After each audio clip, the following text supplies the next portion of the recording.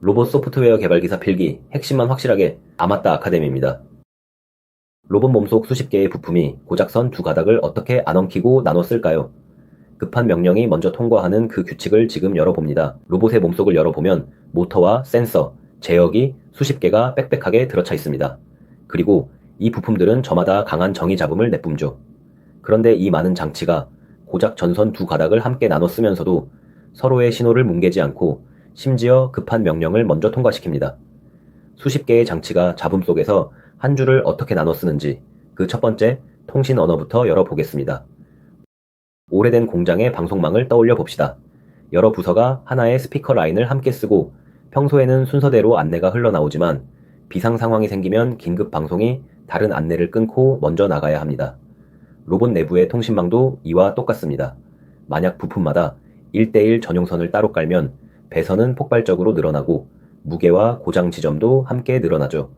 게다가 로봇 제어는 실시간이 생명이라 급한 정지 명령이 한가한 센서 데이터에 밀려선 안 됩니다. 그래서 로봇은 하나의 선을 함께 쓰면서도 우선순위를 지키는 특별한 통신 방식을 필요로 합니다. 이 요구를 만족시키는 대표적인 통신이 캔입니다. 캔은 로봇과 자동차 내부에서 널리 쓰이는 필드버스로 별도의 주인 장치, 즉 마스터가 따로 없습니다. 모든 노드가 동등한 자격으로 하나의 공유 버스에 매달려 있고 아무 노드나 필요할 때 말을 시작할 수 있어요. 이런 구조를 멀티마스터라고 부릅니다. 또 하나 중요한 점은 캔이 특정 상대의 주소로 보내는 방식이 아니라 메시지 자체에 이름표를 붙여 방송하는 메시지 기반이라는 겁니다. 물리적으로는 단 두 가닥의 선을 쓰고 모두가 같은 방송을 들은 뒤 자기에게 필요한 메시지만 골라받습니다. 그런데 로봇 몸속은 잡음투성이입니다. 전선 한 가닥의 전압만 보고 신호를 읽으면 지나가는 잡음에 값이 흔들려 통신이 깨지기 쉽죠. 캔은 여기서 영리한 방법을 씁니다. 두 선의 절대 전압이 아니라 두 선 사이의 전압 차이만 읽는 겁니다. 잡음은 대개 두 선에 거의 똑같이 실리기 때문에 차이를 구하는 순간 공통으로 낀 잡음은 서로 상쇄되어 사라집니다. 시끄러운 방에서도 두 사람의 목소리, 높낮이 차이만 들으면 배경소음이 지워지는 것과 같아요. 이렇게 차이를 읽어 잡음에 강해지는 방식을 차동 신호라고 하며 캔이 잡음 환경에서 견고한 핵심 이유입니다. 이제 캔의 가장 중요한 대목입니다. 모두가 하나의 선을 공유하는데 여러 노드가 동시에 말을 시작하면 어떻게 될까요? 보통의 네트워크라면 신호가 충돌해 둘 다 깨지고 처음부터 다시 보내야 합니다. 캔은 이 충돌을 파괴가 아니라 경쟁으로 바꿉니다. 말을 시작한 노드들은 메시지 앞머리에 붙은 아이디를 한 비트씩 동시에 내보내면서 버스에 실제로 나타난 값과 자기가 보낸 값을 계속 비교해요. 규칙은 간단합니다. 숫자가 더 작은 아이디가 이기고 진 노드는 그 순간 조용히 말하기를 멈춥니다. 결정적인 건 진 노드의 메시지가 손상되지 않는다는 점이에요. 이긴 노드의 전송은 그대로 온전히 이어지고 진 노드는 버스가 비면 처음부터 다시 보내면 됩니다. 급한 차가 지나가는 동안 다른 차는 우선순위 차선에서 잠깐 멈췄다, 곧이어 출발하는 것과 같죠. 이렇게 승자의 통신을 망치지 않고 우선순위를 가리는 방식을 비파고의 중재라고 부릅니다. 자주 나오는 함정 하나, 우선순위를 정하는 기준은 장치의 주소가 아니라 메시지의 아이디입니다. 정답 키워드는 언제나 비파고의 중재예요. 첫 번째 문제입니다. 캔 통신에 대한 설명으로 옳은 것을 골라보세요. 1번, 하나의 마스터가 모든 통신을 지휘하는 마스터 슬레이브 구조다. 2번, 각 선의 절대 전압을 그대로 읽어 신호를 판별한다. 3번, 여러 노드가 동시에 전송하면 메시지 아이디를 비교해 우선순위가 낮은 쪽이 손상 없이 물러난다. 4번, 통신 우선순위는 장치의 물리 주소가 높을수록 높아진다. 잠깐 골라보세요. 정답은 3번입니다. 캔은 마스터가 없는 멀티마스터이고 두 선의 차이를 읽는 차동 방식이라 1번과 2번은 틀립니다. 우선순위 기준은 주소가 아니라 메시지 아이디이므로 4번도 틀리고 진 노드가 파괴되지 않고 재전송하는 비파고의 중재를 정확히 말한 3번이 옳습니다. 캔이 실제로 주고받는 메시지 한 통, 즉 프레임의 생김새를 봅시다. 프레임은 시작을 알리는 신호로 문을 열고 그 다음 중재 필드에 메시지 아이디가 들어갑니다. 우선순위 경쟁이 바로 이 자리에서 벌어져요. 이어서 제어 필드가 데이터의 길이 같은 정보를 담고 실제 내용인 데이터 필드가 옵니다. 이 데이터는 한 프레임에 최대 8바이트까지만 들어갑니다. 짧게 자주 주고받는 실시간 제어에 맞춘 설계죠. 뒤이어 오류를 검출하는 CRC, 잘 받았다는 신호인액, 그리고 끝을 알리는 신호로 프레임이 마무리됩니다. 참고로 ID 길이에 따라 표준 형식은 11비트, 확장 형식은 29비트 ID를 씁니다. 우편으로 치면 겉면에 수신 이름표가 ID, 안에 든 짧은 쪽지가 데이터인 셈이에요. 잡음이 많은 환경에서 쓰이는 만큼 캔은 오류를 잡아내는 장치를 여러 겹으로 갖추고 있습니다. 연속된 같은 비트에 반대 비트를 끼워 넣어 오류와 동기를 함께 잡는 비트 스터핑, 내용의 무결성을 확인하는 CRC, 수신 확인인 액 검사, 그리고 프레임 형식 검사까지 서로 다른 방식으로 이상을 감시하죠. 오류가 감지되면 노드는 에러 프레임을 띄워 다른 노드에게 알리고 다시 전송합니다.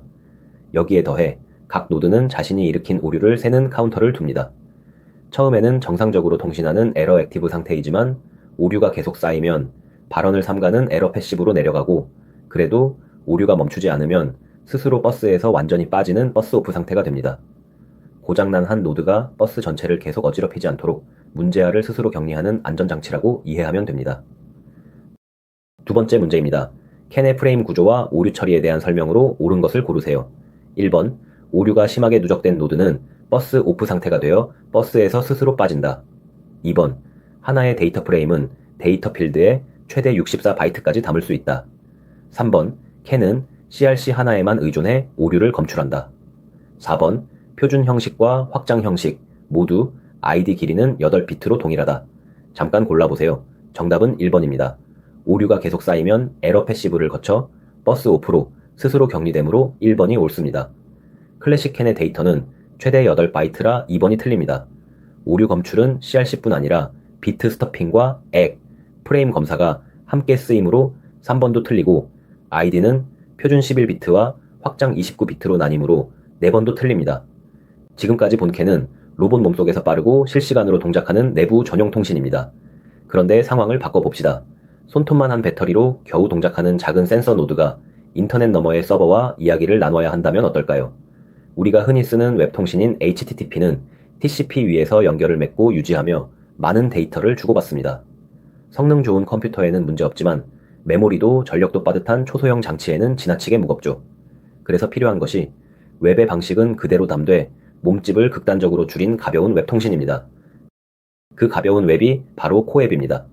이름 그대로 제약이 있는, 즉 자원이 빠듯한 장치를 위해 만든 응용 계층 프로토콜이에요. 코웹은 연결을 유지하는 TCP 대신 가볍게 던지고 끝내는 UDP 위에서 동작합니다. 그러면서도 통신하는 방식은 우리가 쓰는 웹과 똑 닮았어요.